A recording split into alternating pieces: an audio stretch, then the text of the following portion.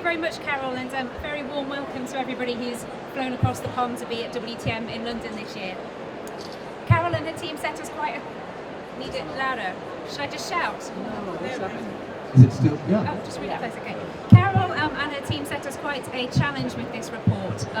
We were keen to not only summarise the current economic and travel industry markets in Europe, but also to do a little bit of future gazing as well, to consider which trends and technologies are likely to evolve, to give a sense of what holidaymakers are increasingly looking for, and finally to give an overview of progress in and some inspiring case studies in sustainable tourism, all within 8 pages, but I think we've done a pretty good job.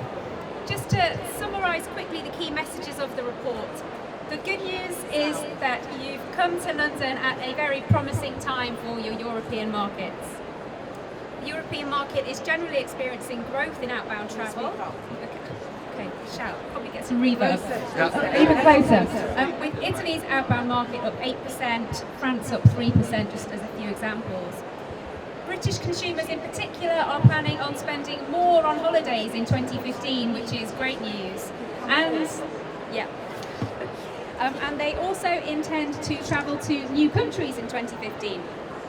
The report provides details on the growing demand for cruise holidays, for spa and wellness breaks, for medical tourism, for sporting events and music festivals, and these are all things that the Caribbean can capitalise on in 2015 and beyond. But there is a note of caution as well. Competition for the Caribbean is as fierce as ever.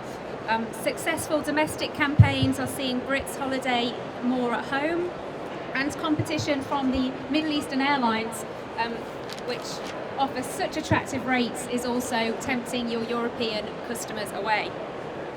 But consumers are aware of and appreciate the Caribbean's assets.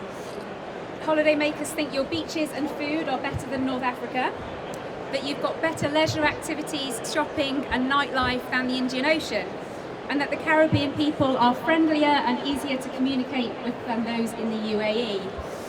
However, they perceive the food to be better in Asia and Latin America, and they rate the beaches of the Indian Ocean more highly. How very dare they? And they also prefer the shopping in the UAE. So there's no room for complacency. There's still lots of things to work on. And finally, the evidence on whether or not consumers are currently choosing green hotels over ones which are less green is still very, very mixed. But what is now clear in 2014 is that quality is very, very clearly aligned with sustainability. And those hotels that are best at looking after their environments and their people are also those hotels that are best at looking after their guests. So that's just a very quick summary, and in the report there's lots more statistics and trends and sources of further information. But I hope you'll find it an informative read and also something that can help you shape your strategies in the years to come. We've really enjoyed working on it, so thanks for giving us the opportunity, Carol.